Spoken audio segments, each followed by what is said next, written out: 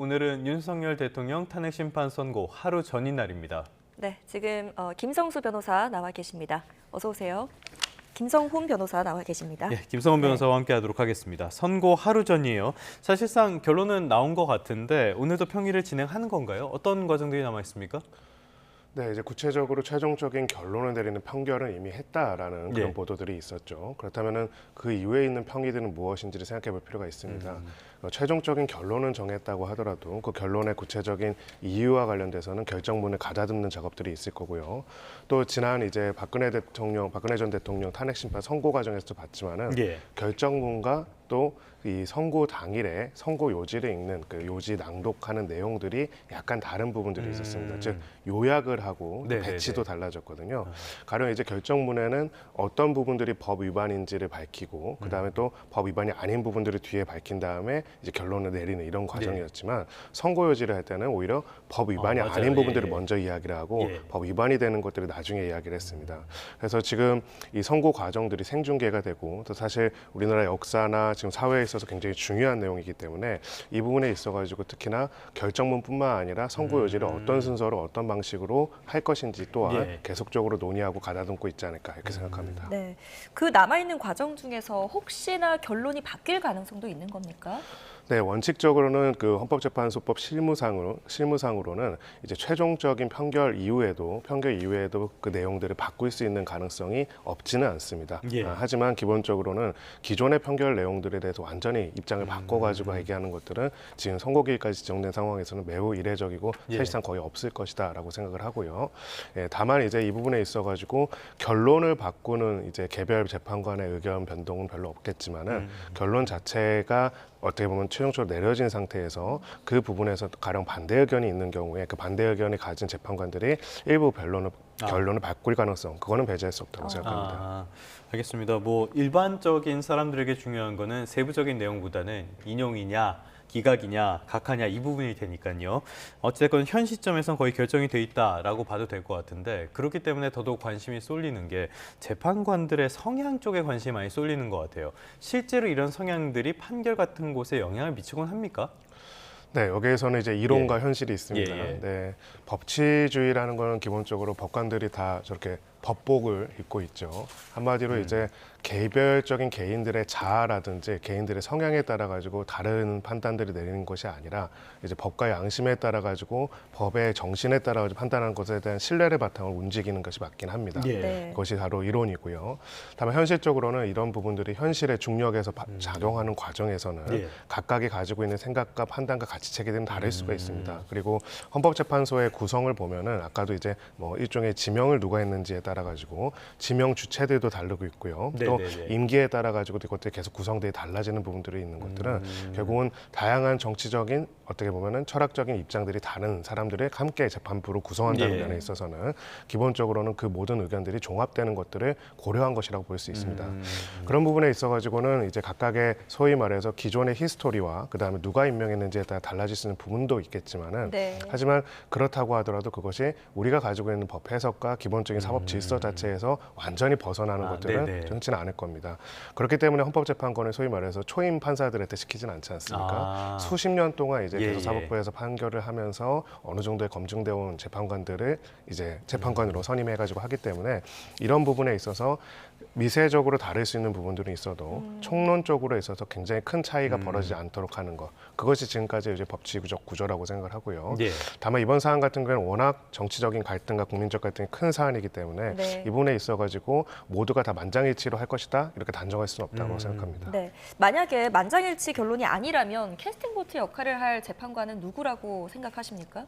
네, 어떤 특정 재판관이 이럴 것이다라고 단정하는 건 적절치는 않다고 생각을 합니다. 다만 이제 지금까지로서는 지금 김영두 재판관님께서 특히나 이제 그런 부분에 있어서 스윙보터 역할들을 하셨다라고 생각을 하고요. 또 이 사건에 있어서는 정영식 재판관과 함께 주심으로서의 역할을 수행하셨기 때문에 결국은 이제 김영두 재판관의 그 역할과 생각과 판단이 굉장히 중요할 것이라고 생각하고요.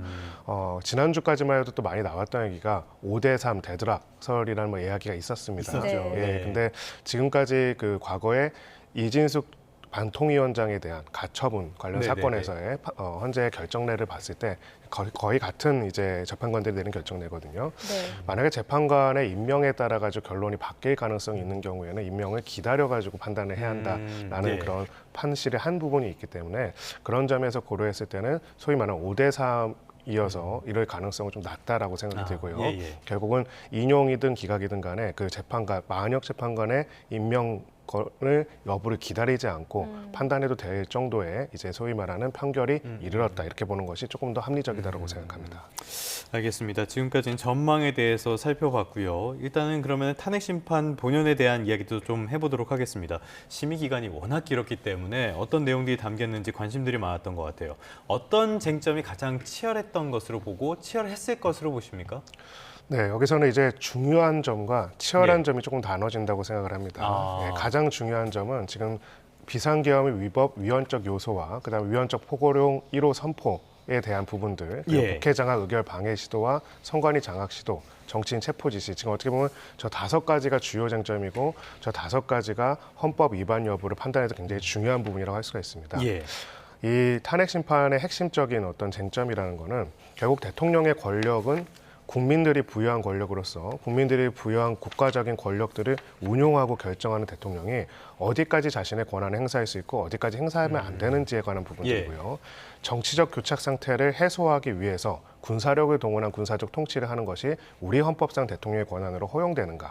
사실 이 한 문장이 제일 중요한 쟁점입니다. 아, 예, 예. 이 부분에 있어서는 재판관들의 판단과 재판관들의 심리가 크게 다르진 않을 거라고 생각합니다. 하지만 치열하게 다투어진 부분은 예. 어찌 보면은 이런 한계 자체보다도요.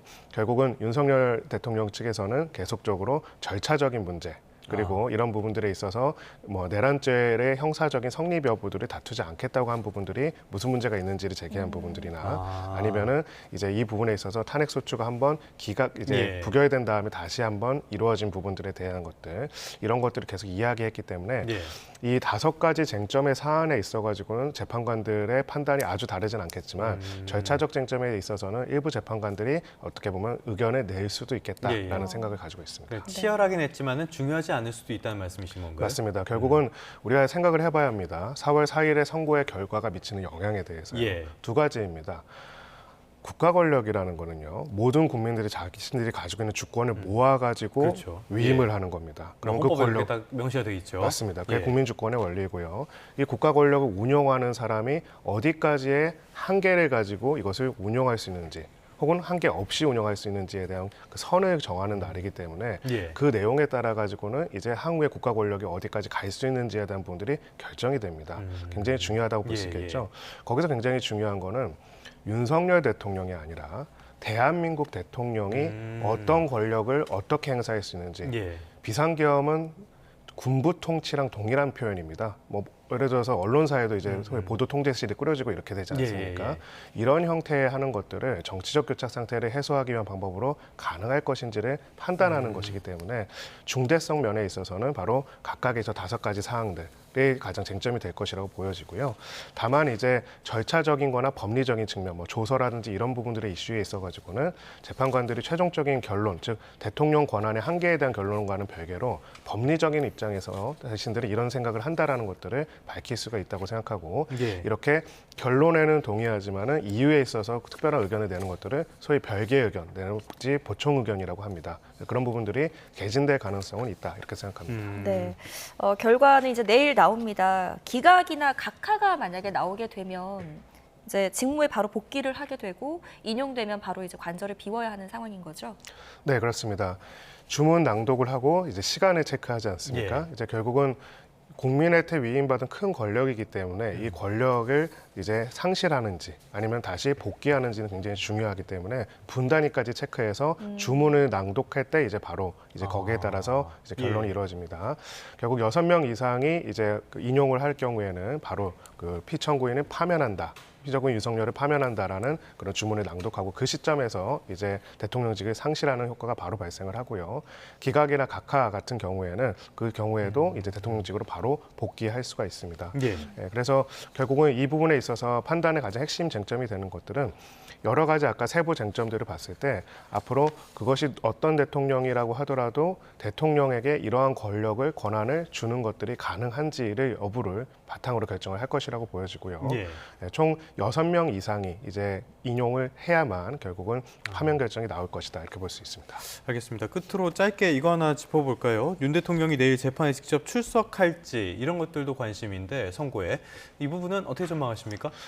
네, 기존의 관례를 봤을 때는 사실은 출석을 안 했지만은 예. 최근에 이제 변론기일에서는 계속 출석을 했었기 때문에 뭐 네. 출석할 가능성도 배제할 수는 없다고 생각을 합니다. 다만 이제 그 결정에 따라 가지고 만약에 파면 결정이 내려졌는데 파면 결정에 대한 특히나 파면 결정이 내려진다고 한다면 왜 인용이 되는지 즉 예. 중대하게 헌법상 권한을 위반하고 침해했다라는 거에 대해서 재판부가 설명을 하는데 그런 부분들을 또 이제 그 현장에서 듣고 결정을 하는 것들이 조금은 부담을 느낄 가능성이 있기 때문에 출석을 안 할 가능성이 조금 더 높지 않을까 생각합니다. 네, 알겠습니다. 알겠습니다. 내일 생중계로 저희도 함께 지켜보도록 하겠습니다. 지금까지 김성훈 변호사와 함께했습니다. 잘 들었습니다. 고맙습니다.